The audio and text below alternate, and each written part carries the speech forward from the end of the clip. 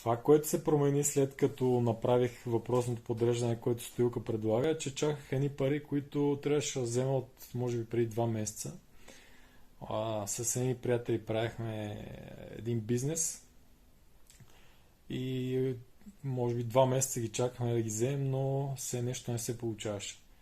И буквално ден-два, мисля, че беше, ако не се лъжа, но много бързо, изключително бързо беше.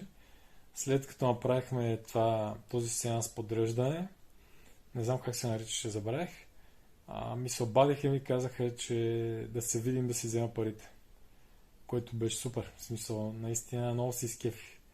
И определено аз не вярах, че така ще се получи нещата. Беше някакво много странно нещо, изживяване, което до сега не съм се подлагал на такова нещо.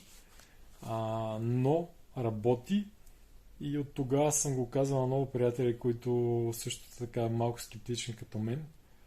И те пробваха някои така в здравословна сфера, други в лична сфера, в взаимоотношения и така нататък. И всичките имат някакви добри резултати.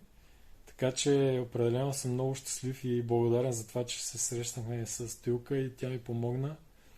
И продължава да ми помага, разбира се, за тези неща, които желая и които искам да направя за напред.